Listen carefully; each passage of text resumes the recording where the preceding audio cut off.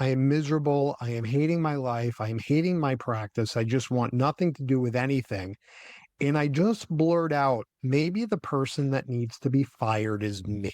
And Renee, when I tell you that the entire restaurant went silent, it was the weirdest, most uncanny thing. And the only word I heard back was, yes, you are the person that needs to be fired. Then the next question I had in my head was, if my practice doubled its revenue tomorrow, would that make me happy? And the immediate answer back was no. And it was at that moment I was like, I need to sell my practice. I don't know what life is going to look like moving forward, but I knew that this part of it was done. You just heard from Dr. Howard Polansky. Howard started his career as a dentist, first with the U.S. Navy and then his private practice in Austin, Texas. But a life-changing event in 2018 made him walk away from dentistry entirely and find a different way to create impact in the world. The new path became clear when the first person he helped took a 30-year mortgage and paid it off in 8 months. Howard is our first ever Toolbox Tuesday partner. Toolbox Tuesday is where we bring in vetted experts and resources to help you actually build a life outside of the hustle. And Howard is a perfect one to kick things off. He now works with families and business owners using a simple financial system to dramatically reduce debt on mortgages, business loans, car payments, student loans, and credit cards without changing your lifestyle, helping you keep more money in your pocket every month and achieve your dreams faster. Ultimately, his goal is to help you become your own CFO. A cash flow optimizer. When you chat with Howard, be sure to tell him you heard about him through Hustle Rebels. Go to financiallyled.com or text Howard directly at 512-608-1020. All this information will also be in the description show notes. And now that we've gotten your attention on money, let's hear more from Howard himself. This is Hustle Rebels, a podcast for people who know how to grind, but are starting to question the cost. I'm Renae. And here we talk about success, burnout, and nervous system regulation without glorifying exhaustion or sacrificing your health, relationships, or your sense of self, and without pretending ambition is the problem. Let's get into it. Welcome back to Hustle Rebels. Today's guest is Dr. Howard Polansky. Howard started his career as a dentist, serving first in the U.S. Navy and later in his private practice in Austin, Texas. But after a life-changing turning point, he pivoted into a completely different mission, helping families and business owners take control of their money, reduce debt faster, and create more freedom through smarter cash flow systems. What I appreciate about Howard's story is this isn't just about dollars and spreadsheets. It's about identity shifts, realizing when a path no longer fits, and building a life with more flexibility and less pressure. So today we're going to talk about how someone walks away from one version of success, what most people misunderstand about money, and how becoming your own CFO, cash flow optimizer, how it can change your own future. So Howard, welcome to Hustle Rebels. And I would love for you to, in your own words, say where you're coming from and a little bit more about yourself as well. Yeah, appreciate it, Renee. My name is Dr. Howard Polansky. I currently live in Austin, Texas. I am coming up on my 20th anniversary of that, which is kind of scary. From a family perspective, I've got my partner, Nicole. We've been together for about 10 years. And as a blended family, we've got 4 boys. Nicole's got 2 boys at the time of this recording are 29 and 26. And my 2 biological boys are 20 and 17. Nice. So let's start with you being a previous dentist, right? So on paper, that sounds like a career many people would chase and then ultimately retire from. But what made you realize that that wasn't the right fit for you? Well, it was a long time coming, but I'll get to the moment first, and then we can travel back in time. When I knew things just weren't right was, or I just call it the 2x4 moment in people's lives. It was Sunday morning, Memorial Day weekend, 2018. Jaden, my older son, is 12 years old at the time.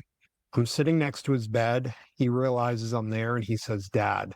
His voice is barely above a whisper. "Yeah, buddy." I lean over the bed. I put my ear over his mouth to make sure I can hear him. And he says three words I'll never forget. Am I dying? 12 days earlier, Jaden came home with a stomach ache. 3 days after the stomach ache, we're in the ICU at the Children's Hospital having emergency surgery. It was appendicitis that turned septic, 29 days in the hospital, 19 of them in the ICU, 8 straight days of sedation because he went to the operating room 5 times. After they take the tube out of his throat, they give him methadone and morphine to bring him down from the drugs he was on. So imagine your child looks like a heroin addict coming down from a high. And the very first question they will only ask you are those three words. Am I dying? My first breath was, did I hear him correctly? My second breath was, do not lose it right now. I look him in the eyes. I tell him, no, you're not dying. You've had prayers from thousands of people all around the world, and you're going to be just fine. He looks at me. He knows I'm telling him the truth. He closes his eyes to get more rest. I walk outside the room and I broke. I was already miserable. And I know we'll go through that part of the journey, but I was taking it out on everyone around me. But when I broke, Renae, only one thought seared into my mind. If life is this fragile and I'm unhappy with the path that I'm on, burn the ships. It's over. And that's what I did. On the floor of that hospital, act one of my life was done. That is definitely a powerful 2x4 moment. And I actually have never really considered it as calling it a 2x4 moment, but I like that. Leading up to that, we can kind of rewind it a little bit. When were you starting to realize, man, I can't keep pushing myself like this? And then you had obviously that 2x4 moment. Yeah. I mean, if I have to be really, truly honest with myself, it was probably when I was in dental school. And not only was it in dental school, it was probably a month into dental school where I was already trying to calculate when could I retire. So if that's not a clue for someone who might be listening to this to say, if I'm already trying to think of the exit plan, then you're on the wrong path. Yeah. Okay. It's just that up until that moment in my life, I was really just leading with my head. It was just all logic in terms of what is supposed to be the next right decision in terms of what society says. And so that's what I did is that growing up, and again, I'm not here laying blame. That's not it at all. I chose a path and this is the path that got us to have this conversation today. So I don't go back in terms of what ifs. It's just the path that I chose. But I do remember growing up in that my parents' friends, and they meant it from the kindest of intentions in terms of Howard's going to be a great doctor one day. He's going to be a great doctor one day. And then I got to college and I was like, when did I ever choose to become a doctor? And so I started to have this first mini crisis between sophomore and junior year of college. And I go to the Career Center and I'm looking through books that are this big, 3 to 4 inches, 8 to 10 volumes of it, just trying to like, what other careers are there out there? And you have to remember, this was the start of the internet. So it was like, we're not talking about YouTube. We're not talking like we're back to Usenet groups, Renae. I mean, like this is old school. And I came down to it was going to be one of two careers. It was either dentistry, because that was healthcare like, but not in medicine, because I didn't really like the way that medicine was turning into, or it was becoming an actuary. And I'm just going to define what an actuary is, because probably most people have no idea what that is. This is someone who is so good with mathematics and calculations that they are used by insurance companies to determine when do you die so that they know how to price life insurance premiums correctly. All Interesting. right. So if that does not tell you how my brain works in terms of how I got into what I do now, then nothing will.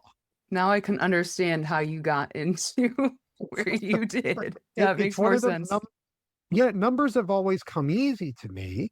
But yeah, these were the two paths that I was thinking of. But again, it was all logic based. It was all in terms of what was up here, and I'm pointing to my heart. It wasn't in terms of what really is lighting up my soul. I just never even listened to it.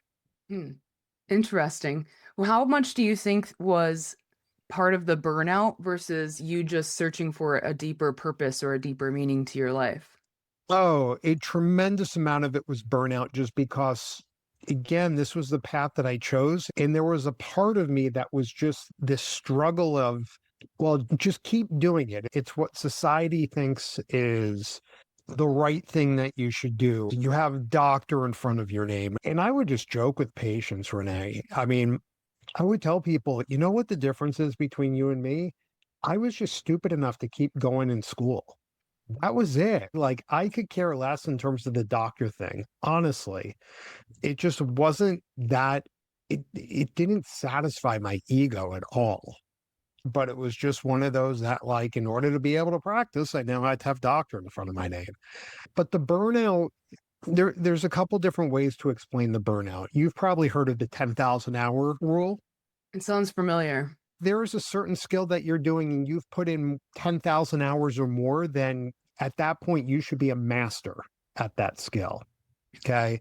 I can't remember who was the author and kind of figured all of that out. It doesn't matter. But when people explain, like, how could you have left dentistry? I said, you know, the 10,000 hour rule. And they're like, yeah, it's like I've put in my 10,000 hours. And at best, I was average, which isn't bad in terms of dentistry. Like, you know, it's still a good quality dentist, but like, I was never going to get to the elite level in terms of just beautiful work, beautiful craftsmanship. Everything was going right. It's like, it was still a struggle every day. And from a clinical perspective, it just didn't, like, yeah, I knew how to do some things by kind of rote memory, but there was still a whole bunch of conscious competence that I had to use. And it was just a drain.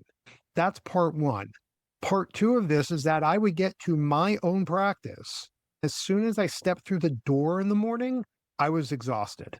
So it's like, that's the other thing to listen to in terms of your intuition. It's like, if you are doing something where you are drained by the end of the day, I'm not saying that there's times that it's not hard in terms of what you do, but if you can find a job, if you can find a career where you walk in and when you walk out at the end of the day, you got more energy, that's your calling.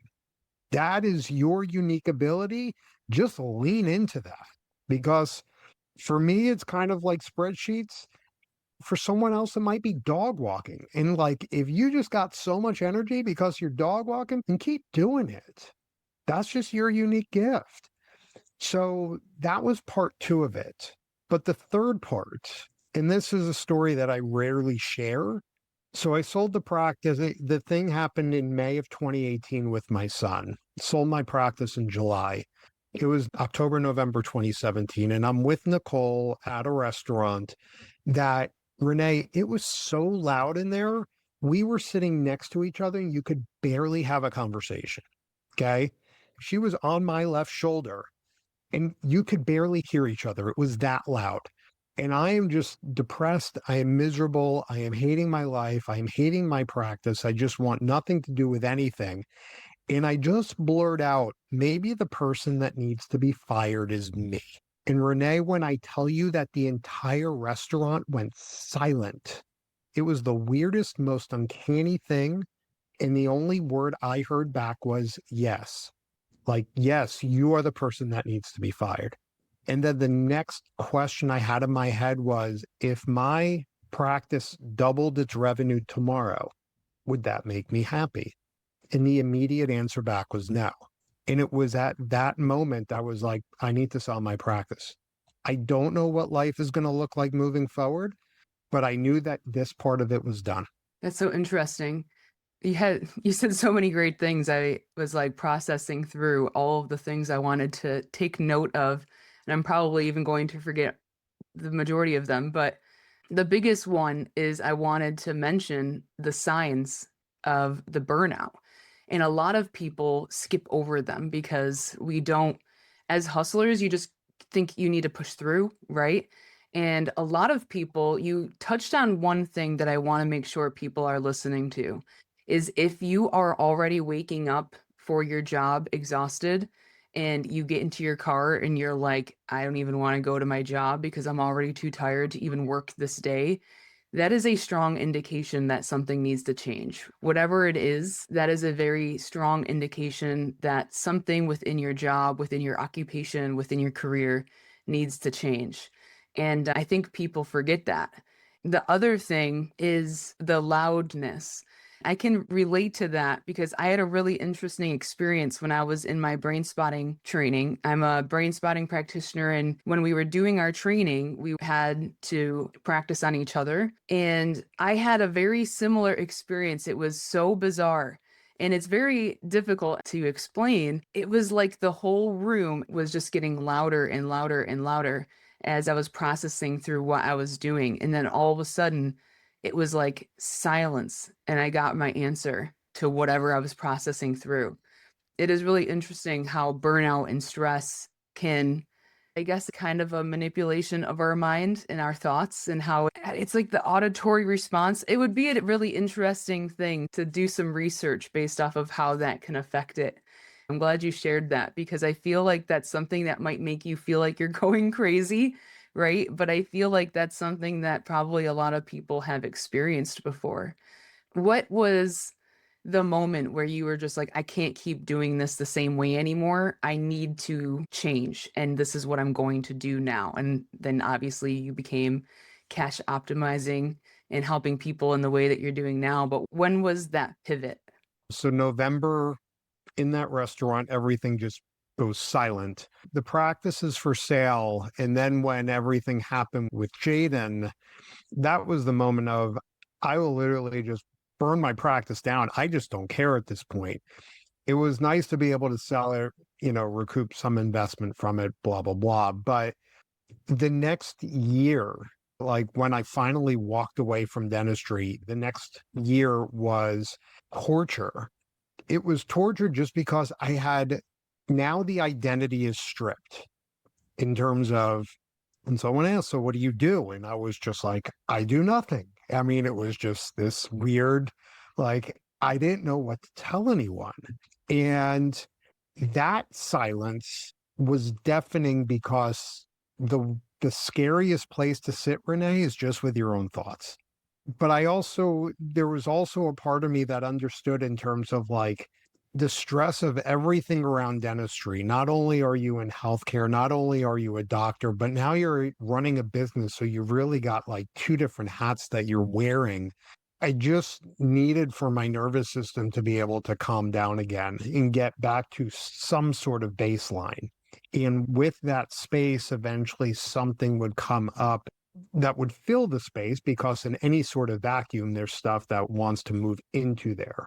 The question just became, what is going to fill that space? That I didn't want anything to just fill the space, because I was just a miserable bastard in one career. I don't want to jump into now another career and be a miserable bastard again. Can I give myself the grace, and did I have the finances set up appropriately that I can give myself space to see what arises, and then what aligns with what's going on in my heart this time. And if it matches my head, fantastic, but at least listen to my heart and use that as a guide. And so, scary as hell. I can imagine. Really was. It was It's like just, free it was, falling. yeah, yeah, because it was like Nicole would come home and she's just like, so what'd you do today? Just read and chill? And I was like, yeah, because I didn't know what else to do. And it's probably one of the more contentious times of our relationship. And I could understand. It's like she owns two Pilates studios here in Austin. So she's out all day and I'm just sitting on my ass, and I had no idea what to do with myself. So, which is, just not usual when you are in your early 40s. Right. It was just a weird time. And at that point, you didn't have necessarily a plan of what you wanted to do, correct? You didn't know how we wanted to help people. How did this come Yeah. about with the cash flow optimization? Yeah. So the way that this happened, so in the transition of getting out of dentistry, I'm sitting with another dentist over lunch, and he asked me the obvious question of, how are you walking away? Now, Renee, for people to kind of understand what was behind that question, there's kind of two layers to this. Layer number one is the amount of debt that someone takes on to become a dentist is just stupid. All right. To put this in context of why I mean stupid, is the two most expensive dental schools as we're recording this is NYU and University of Southern California in Los Angeles.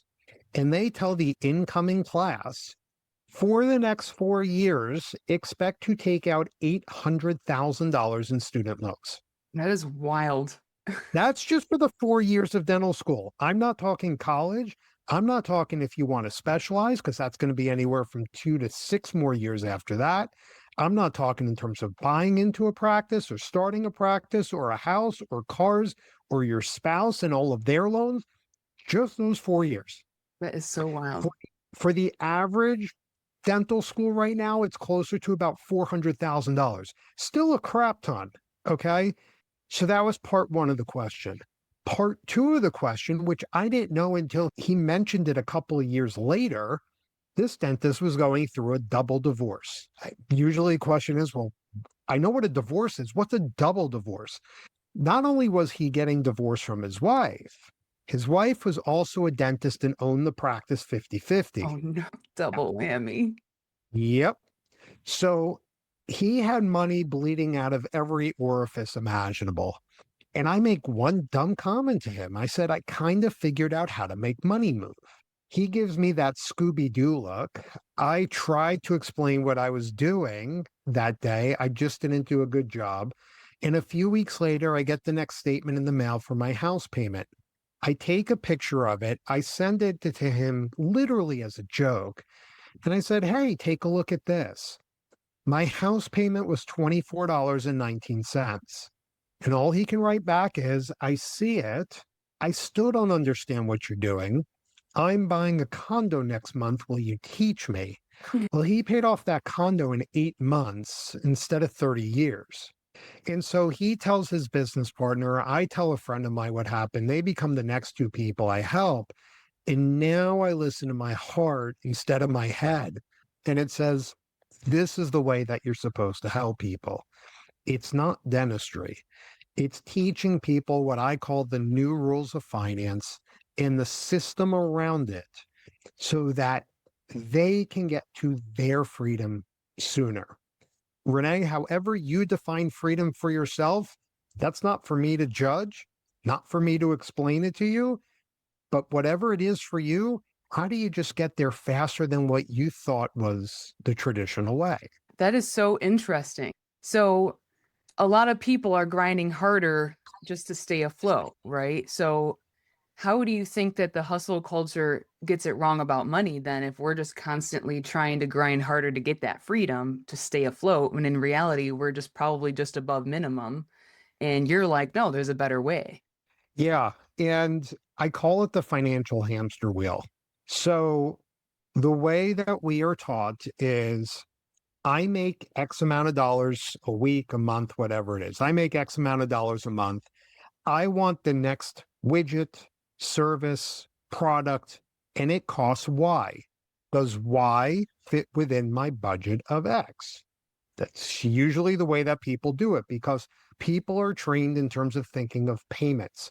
Does this $400 payment fit within my $10,000 budget? Yes or no? And you start to consider all of the other payments that you have: house, cars, student loans. If you're a business owner, the business loan that you took out, the equipment loan, and it goes on and on and on. And so what ends up happening is you start to feel stuck. You start to feel stress, and you feel like you have no flexibility or no wiggle room, because now you've stacked on all of these fixed debt payments in your life where you're just like, I can't breathe. And so the only way that I know how to do this is jump higher or earn more money. But think about the flip side of this. What if there was a way to get rid of those fixed debt payments in a strategic fashion? So instead of having to jump over a 6-foot bar, we bring it down to 5 feet, then 4.5, then 4, then 3. To finally, we bring this down that all you have to do is just walk over. That's the other way to play the game. It's just not as sexy to do that, but it makes life a whole lot easier if you've got a $24 house payment. versus a two, three, four, $5,000 monthly payment. Well, they do say that the more you make, the more you spend, right? So you think that if you're making $100,000, that you can afford that much more stuff. But if you can get that back down, you're right, it is a lot less sexy to have less payments. But you said that basically people need to make less income than they think to be happy, right? So, how can you explain that? Because in our brains, especially in this economy, people are like, I need to make X, Y, and Z in order to afford to live comfortably. So, what is this model that you're utilizing? Yeah. And so people initially think that what I'm saying is, oh, you're just taking Dave Ramsey and putting your own twist on it. The answer is no. The Dave Ramsey model, and look, I'm not here to poo poo on Dave Ramsey. I'm not here to poo poo on Susie Orman. They're also talking to the 90% who do not understand that their income needs to be greater than their expenses on a consistent basis. Okay. But when you flip the script and you're in the top 10, 15, even 20%, you understand the basics. Okay. You understand that your income needs to be greater than expenses. You more than likely have an emergency fund. You more than likely have been putting away in retirement accounts, but it still just feels like I'm running on this hamster wheel. And so there's an efficient way to be able to get rid of those payments out of your life sooner. And this is the way that I teach it. Now, the weird part is that we're utilizing something called a line of credit, which is another debt tool, but we're utilizing it in a way that it becomes a weapon against your other debt. And so once you can start to see the math and realize that with a line of credit being open ended, that's the whole key to this, is that now you can put all of your money into the line of credit and then take out what you need to live versus, let's just use a mortgage since most people are familiar with that. When you make the payment, it's a one-way street. The money goes in, you can't get the money back out. And Renae, do you find any irony in that a mortgage and an amortization table have the same root word, M-O-R-T, as mortuary and mortician? The system is set up for you to make payments until the day you die, or you're going to die trying. But if you really were to sit down and budget out your normal monthly existence, just see how much of this is associated with fixed debt payments and how much of it variable or discretionary. Since most of my clients are dentists, and I know these numbers are going to sound higher, but you'll get the point of this. The average dentist spends approximately $17,000 per month to live. But of the $17,000, roughly $7,000 of that is associated with debt between house, cars, and student loans. So imagine if this was you spending $17,000, or you had the debt gone and now it's down to 10, and that $10,000 is all variable expenses. It's all in terms of how do you want to live? Yeah. Makes life far easier in terms of having to jump over a $10,000 bar versus a $17,000 bar. Yeah, absolutely. So, how long does this usually take for someone to implement if they were to do this line of credit? Good question. The answer slightly, the answer I have to say is kind of it depends. The first thing is that do we have any sort of assets that we can use as collateral to be able to get a line of credit? So the most common example is a home equity line of credit. If someone has been living in a house for a while, let's just say since 2020, and I'm just making up numbers here, but let's say that you purchased a house for 300,000. Now the mortgage is down to 250, but now your house is worth $700,000. There's a lot of equity that's trapped in that house. And so what we want to do is be able to break open some of that equity to actually be as accessible cash. And once we have that in place, that's when we can start to play this game in terms of, oh, I've got this car that has a debt on it. I can move that into the line of credit, lower my payment, now increase this cash flow, And then we play the game through the line of credit and we can pay off the car much faster. I know I just said a lot of words really quick, but we can kind of use numbers if you'd like to model an example of what I mean. Yeah. Well, one thing that I want to mention too that you had shown me earlier is we can provide people their own debt calculator, right? That is something that's going to be a great tool that we'll mention later too, but it'll be in the show notes because I think that that's going to be a really great tangible way for people to be able to put their own personal numbers in too. But we could definitely utilize some numbers as well if you want to go through some simple terminology or put it into some layman's terms because I know that my brain sometimes I hear this shit and I'm just like, oh my God, I don't even know what's going on. But I would love for you if you can explain it in a very simple manner as well. Sure. So let's pretend that we have a car. Okay. It's a $400 payment. It's at a 0% interest rate. And we still had $12,000 left on the car. So in that case, there's 30 monthly payments to go. 12,000 divided by 400. But we also have a line of credit in place. The line of credit, let's just say it's 25 or $30,000 in size. And if we utilize the line of credit, it's at a 10% interest rate.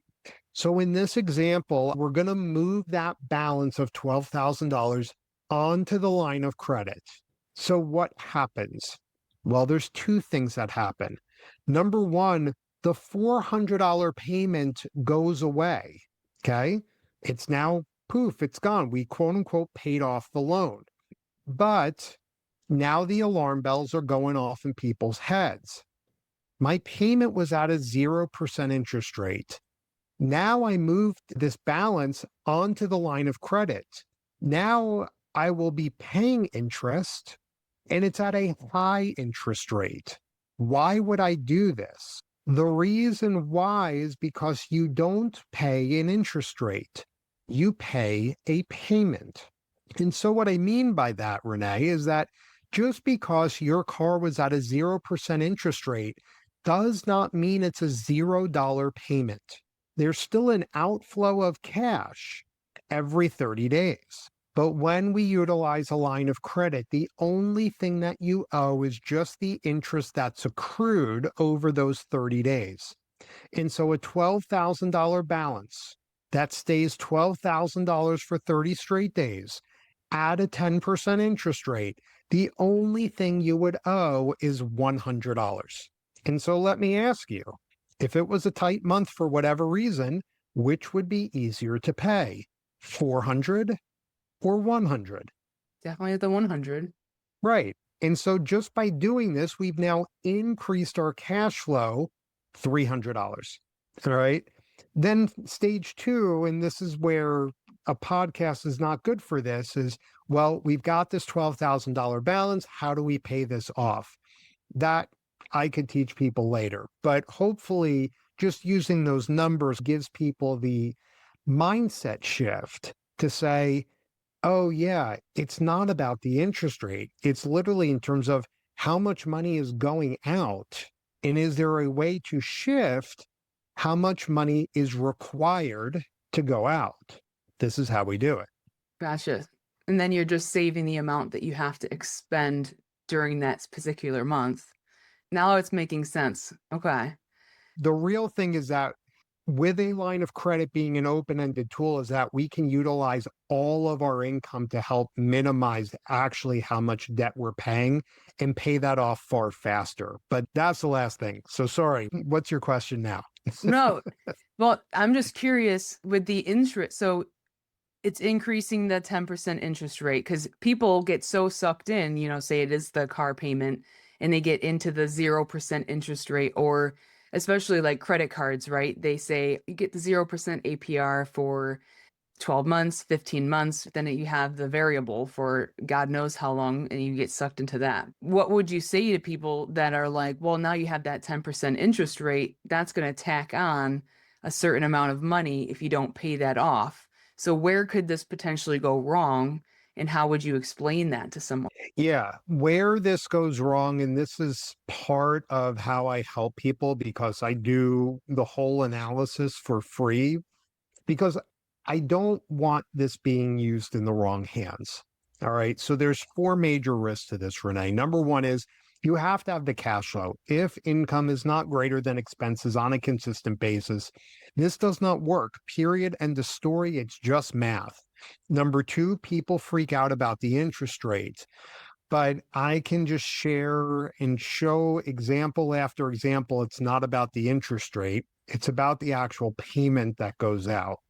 Number three, people get concerned. I thought 20 years ago now, I thought they were closing lines of credit everywhere when it was the great financial crisis.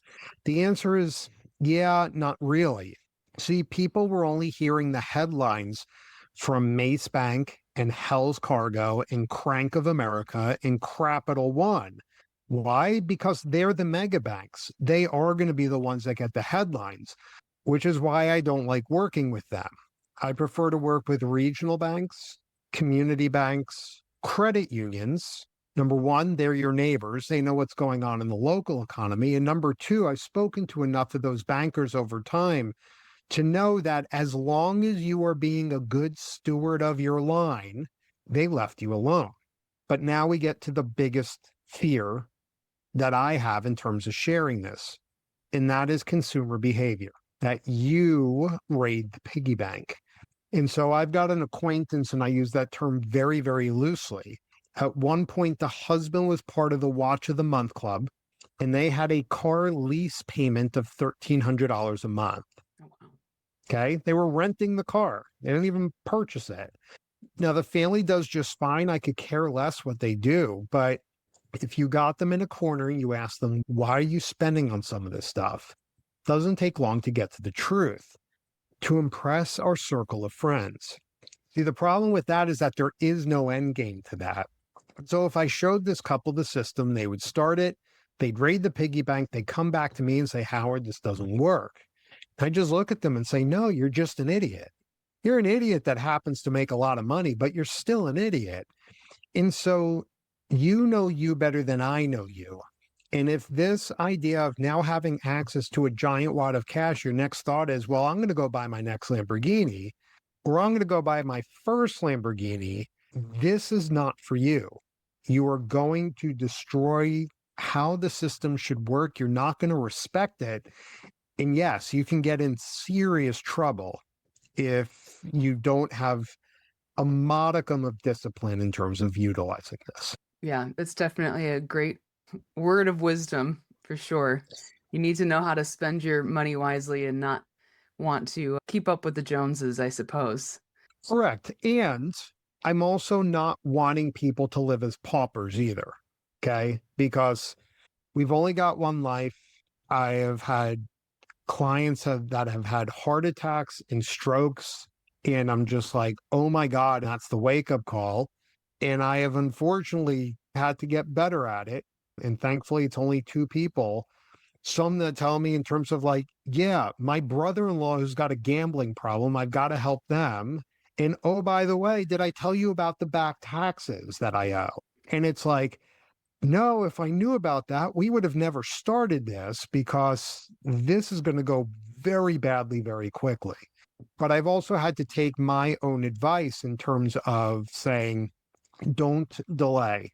So I have one of those. It was a big trip. It was a huge investment. A year and a half ago, the four of us, my two boys and Nicole and I, we went to Japan for 2 weeks. I was stationed in Japan. My son that got sick, he was born in Japan. It was my goal. It was the one thing on my bucket list was that I get him back to Japan so he can see where he was born.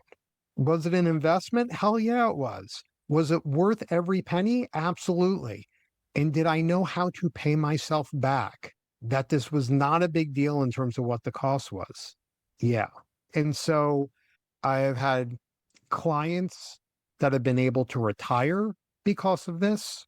I had one, it wasn't even a client. I just showed him in terms of how to utilize the line of credit.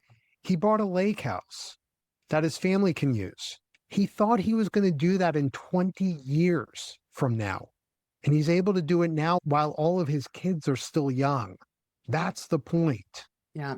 So you're teaching people how to not only get rid of their debt, but utilizing the system in their favor so that they can utilize what they are making in a proper manner to spend it in a proper way. threat because everyone's got opportunities and everyone has dreams. And why do we need to delay and delay and delay when there is a way of being able to use this system in a respectable, proper fashion? This is why you're working so hard. Right. Now, if someone owns a business but feels financially stressed all the time, where would you recommend for them to start? If they own a business, the first thing to try and do is get a business line of credit. The most common one is based upon your revenue. The rule of thumb is 10% of your annual revenue. So if you are a $1 million business, you should be able to get $100,000 business line of credit. Relatively straightforward. The other type is a business line of credit secured by real estate if you actually own the building. But the first version is the more common of the two. Oh, great. Now, what should also people watch out for if they're starting to hear some flashy financial promises online? One, question the source. Always question the source. Number two, even with what I do, the nice part is I can always back it up with math in terms of how this works. I don't tell anyone personally, Renae, in terms of where to invest their money. The reason why is that there is a chance of loss, and I'm trying to do something where mathematically I know that there's no loss.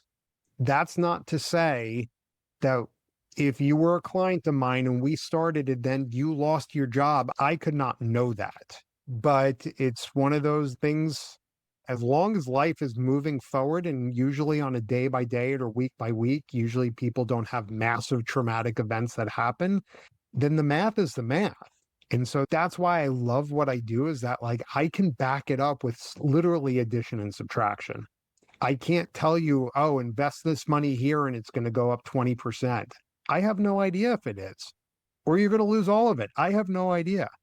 So that's why you'll have that calculator in terms of the resource page, but just have people reach out to me. I've no problem talking to anyone in terms of sharing this concept and seeing if it's going to work for them, that I can do all of that literally ahead of time and map things out to say, yeah, this makes sense for you or it does not. And at that point, it's your choice. Now, if listeners are like, wow, I really love what Howard has to say, but you wanted to tell them one thing to remember from this conversation, what would that be? Spending only 5 minutes per week, I can help families and business owners reclaim $2,000 to $10,000 monthly by fixing these money leaks that we're talking about without having to change your lifestyle. I love that.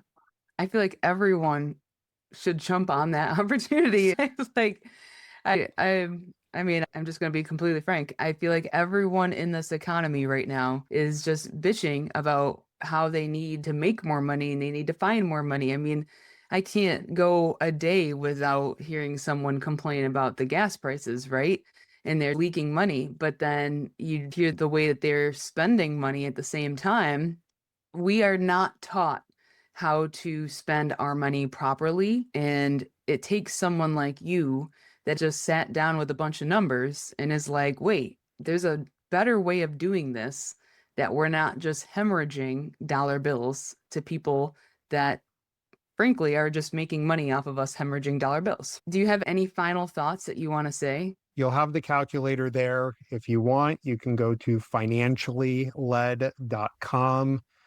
In some way, shape, or form, you'll be able to find me or just reach out to Renae and she knows how to get in touch with me. But this was an honor. And if there is anyone from your community that needs help, I mean, this is what I was here on this planet to do. I love that. Well, Howard, this has been a really strong conversation. I appreciate your honesty, you talking about your pivot in your life, and the reminder that success isn't just about what you earn, it's also about the freedom that you create. And I really appreciate that you've stepped out of your life of what you were building with your dentistry, and now you're helping people create that freedom as well. So, if anyone is listening and you want to connect with Howard, everything that he has talked about is going to be in the show notes, especially the cash flow quiz and the debt calculator that we are going to put in there as well. You'll have all of those links available for you. So if this episode gave you something very valuable, you can do two things, which is subscribe to Hustle Rebels so you don't miss any upcoming episodes, and you can share this with someone who needs to hear it as well. So I want to appreciate Howard for being here with the toolbox. And until next time, you can question the grind, protect your peace, help find some financial freedom, and build some success that doesn't cost you your soul. Thanks, Howard. Thank you, Renae.